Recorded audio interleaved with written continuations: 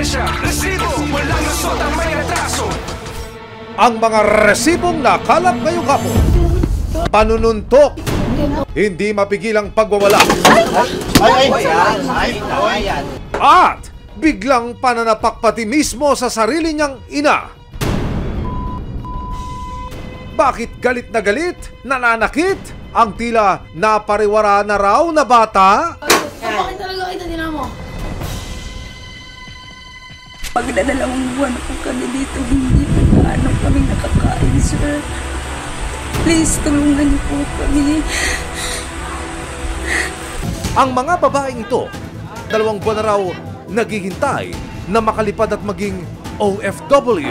Meron pong mga nagko-complain na hindi daw pinalalabater. Para kami preso dito lagi. Ano mang reklamo, bibigyan tugon. Bawat hinaing at problema, hahanapan ng solusyon. Ito ang bago ninyong sandigan, hindi palalampasin ang mga tiwali at maling gawi. Dito, walang ligtas ang abusado at lalong walang lusot ang may atraso. Dahil ang lahat, hahanapan natin ng resibo. Pagkatakapon ako po si Emil Sumangil.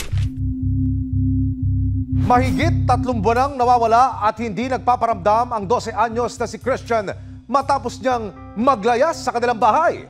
Ang bata kasi may mabigat na pinagdaraanan at may tinatakasan ding madilim na nakaraan. Pangatlo sa 5 magkakapatid si Christian. Kwento ng kanyang inang si Maricel, hindi niya tunay na pangalan. Pangarap daw makapagtapos ni Christian sa pag-aaral at maging isang basketball player. Talented siyang bata. Kaya po sabi ko, parang nakakataba po ng puso yung gano'n, na hindi lang po puro ano yung anak ko, yung consumption. Pero, kwento niya, nag-iba raw ang ugali ng kanyang anak simula nang molestahin ng isang LGBTQ member sa isang computer shop noong 2021. Parang ilan silang kabataan na namolesta po na dinala namin sa barangay. Nakapagsampa ng kaso ang pamilya ni Christian kaya agad ding nakulong ang suspect. Pinatignan din nila sa eksperto ang bata. Dito na pag-alamang mayroong intermittent explosive disorder o IED si Christian. Isang kondisyon na maaaring dulot ng traumatic experience kung saan nagiging agresibo at hindi mapigilan ng tao ang bugso ng kanyang galit. Bakit talaga kita dinamo? Naging magagalitin siya, konting salag lang po sa katawan niya. Parang sasaktan siya, mananakit na po siya. Tapos pag anong gusto niya po talaga, yun po yung masusunod. Pero hindi raw nagustuhan ni Christian ang pagpapagamot sa kanya. Kaya Pebrero nitong taon naglayas ang binatilyo. Pero si Nanay Maricel hindi sumusuko sa paghahanap sa kanyang anak. Sir, mahingi sana akong tulong abot sa anak ko po. Sinuyod niya ang bawat bayan sa Bataan na posible raw puntahan ng anak. Hanggang isang tipang nakuha niya, si Christian, naninirahan daw sa ilalim ng tulay sa Olongapo City kasama ang iba pang kabataan. Masakit po, sobrang sakit. Para po ako mababaliw. Kaya ko siya nilalaban kasi gusto kong mag-aaral silang mabuti. Kaya para sa ikapapanatag ng loob ni Nanay Maricel, lumapit siya sa resibo sa pag-asang makapiling muli ang kanyang anak. Ang kinakatakot ko po dun sa mangyari sa kanya sa kalsada, yung masaktan siya o siya po yung makapanakit.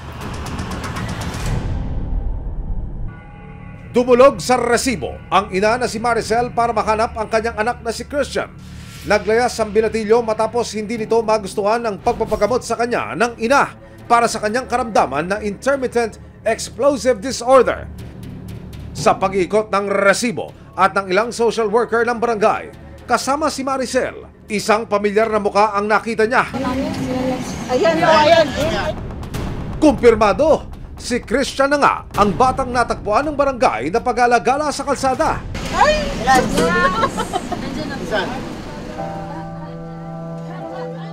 Matapos ang mahigit 3 buwang pangungulila ni Nanay Maricel, nayakap niyang muli ang anak. Nakamusta ka na po? Ako, makain ka ba? Hindi nakita ko po siya. Parang naginawa mo. Sobrang saya po yun. Pero ang inaakala niyang masayang reunion nilang mag-ina,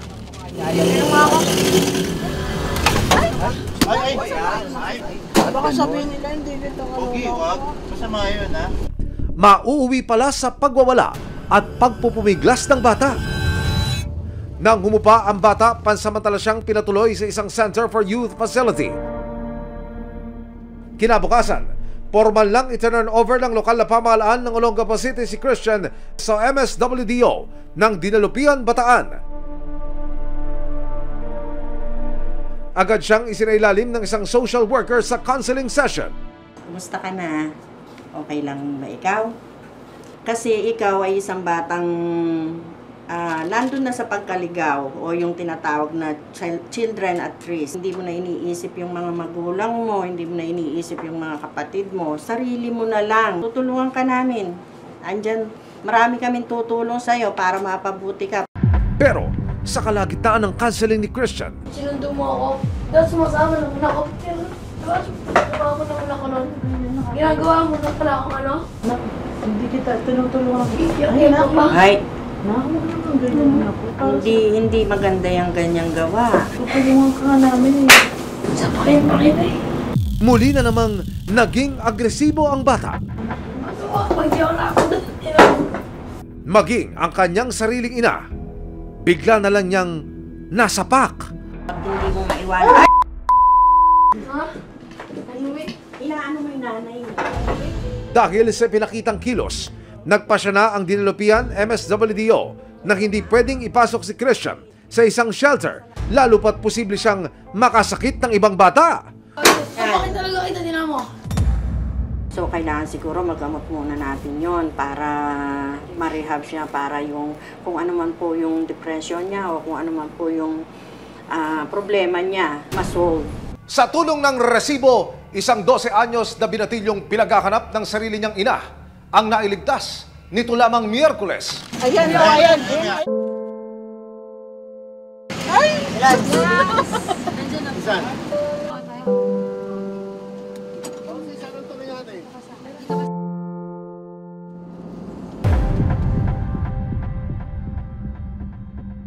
Narito po ang video ng counseling habang kinakausap ng social welfare officer ang ina ng bata. Tignan niyo ang gagawin ng minor de edad. Bigla niyang binuntal ang sarili niyang ina sa harapan mismo ng social welfare officer habang isinasagawa ang counseling. Nang magpakita ng bayolenteng asal, nagpasya ang social welfare office ng Dinalupihan ng Bataan na mas makabubuti kung sa isang rehabilitation facility dadalhin si Christian para magpagaling at sumailalim sa behavioral rehabilitation. So, dito sa Bataan, actually wala kaming shelter regarding dyan sa mga child at risk o yung tinatawag na CAR. Kailangan po kasi talaga dapat yun sa tamang treatment tayo. Hindi yung kikilos po tayo ng mabilisan pero hindi po natitreat yung tama doon sa bata. Kaya sa pahintulot ng ina at rekomendasyon ng otoridad, dinala ng resibo si Christian sa isang private rehabilitation facility para mas mapabuti ang kanyang kalagayan at hindi na muling bumalik sa lansangan. Dito, ipinaliwanag ng medical staff ng rehabilitation facility kung ano ang mga programang makatutulong para makontrol ang kondisyon ni Christian. Sa loob ng 3 hanggang 6 na buwan, maaari na raw makitaan ng pagbabago si Christian. Mostly naman po kasi sa program nga po namin, pati po yung mga behavior nila na nakikita po na mali. So yun po, makakatulong po yung program. Kaya isa sa mga ina-explain nga namin na hindi naman parusa na dalhin sila sa isang facility na ganito. Nandito po sila para tulungan sila. At the same time, hindi naman sila dadalhin dito kung hindi sila napariwara sa labas. Naiiyak ako na nagagalak po. Hindi ko na po maintindihan. Basta po masaya po ako para sa anak ko na natulungan niyo po ako ng programa.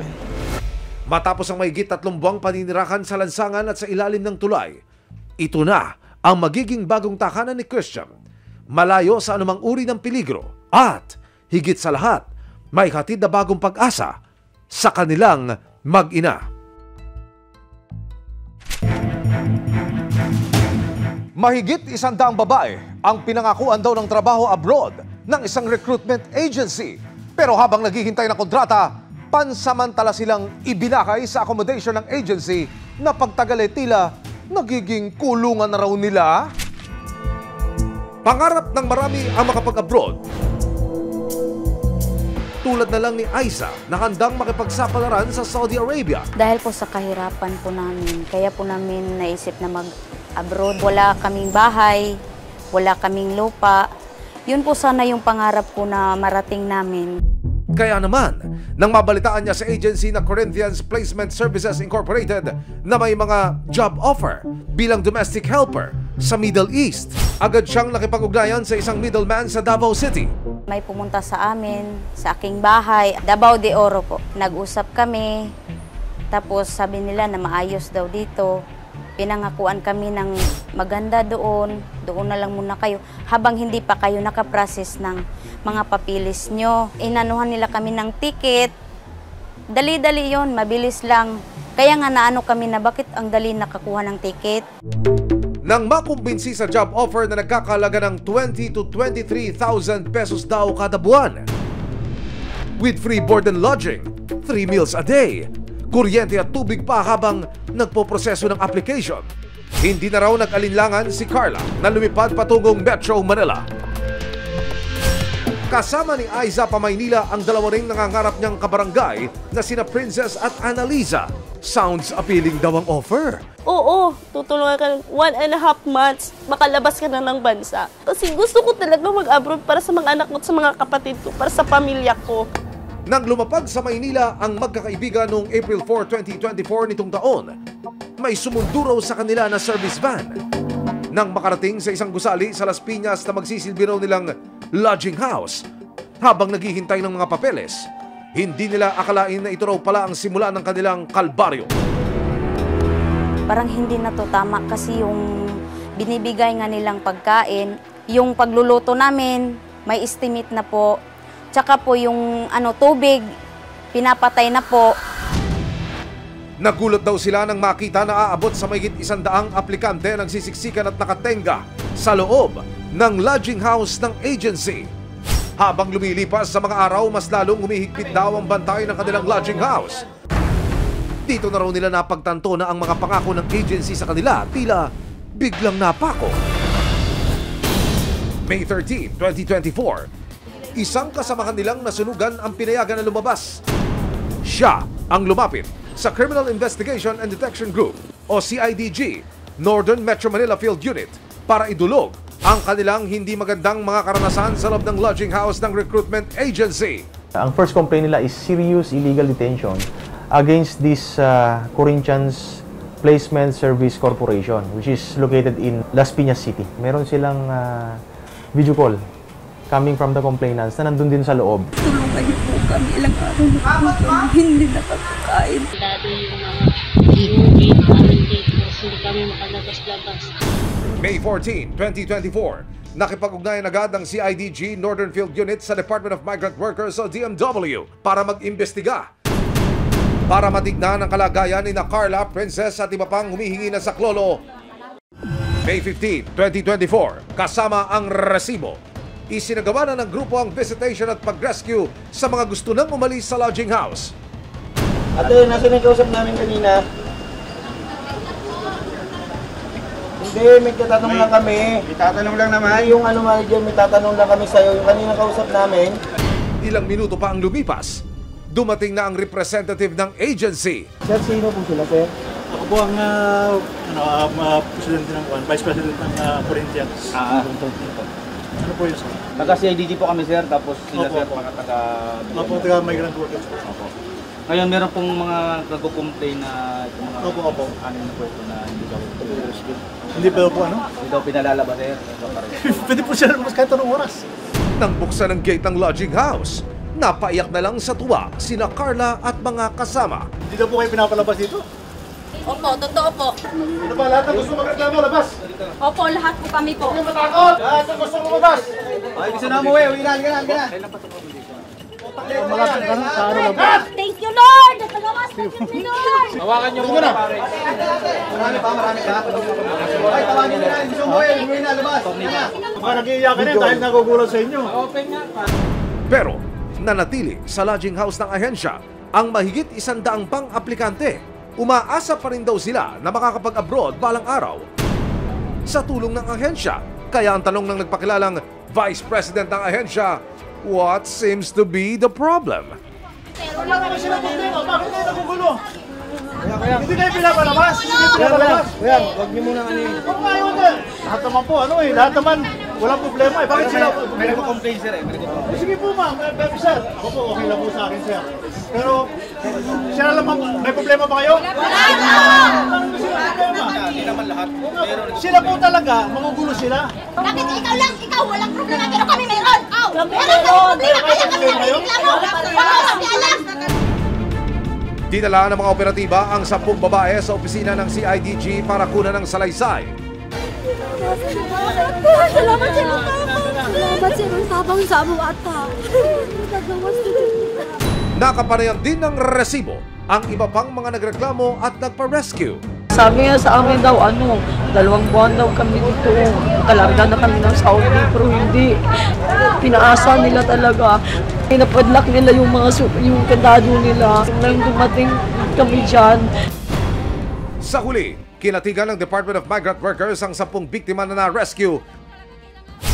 Napag-alaman kasi nila na bagamat rehistrado sa Department of Migrant Workers bilang isang recruitment agency, ang Corinthian Placement Agency, hindi raw rehistrado ang kanilang lodging house, kung saan nakatigil ang mahigit 100 babae na nag-aasam na maging OFW. The consequence of not registering that will be of course administrative sanction po. Pe-penalize po natin yan and we will be filing a corresponding case against the agency po. Nang makausap ng resibo ang kamari ng recruitment agency, mariin nilang itinanggi ang lahat ng paratang ni Carla Princess at iba pa nilang mga kasamahan.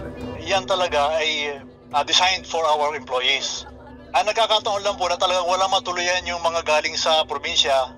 So talagang wala kang po yung magawa kasi wala naman silang kapera-pera. Sila yung makukulit na gusto na talagang magpalabas-labas. Hindi naman pwede yung wala kami regulasyon ng pag gusto na lumabas, lalabas. Advice ko sa mga agency na katulad namin, siguro po kailangan na talaga ng mag-ingat at huwag basta-basta pumatol sa mga kahit sinong aplikante po ha.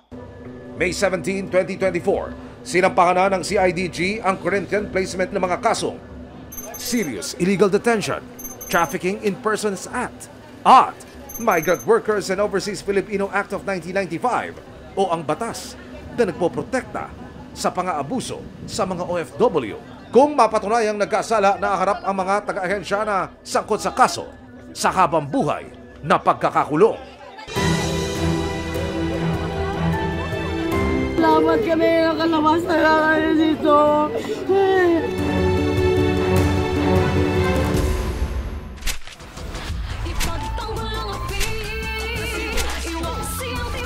Sama-sama nating ituwid ang tiwali at baluktot. Itakwil ang maling gawi at modus na bulok. Walang ligtas ang kabisado at lalong walang lusot ang may atraso. Dakilang lahat, hahanapan natin ang resibo. Hanggang sa muli, ako po si Emil Sumangil. May aksyon, may ebidensya, resibo, walang lusot ang may atraso. Maraming salamat sa panonood, mga kapuso. Para masundan ang mga reklamong nasolusyonan ng resibo, mag-subscribe lamang sa GMA Public Affairs YouTube channel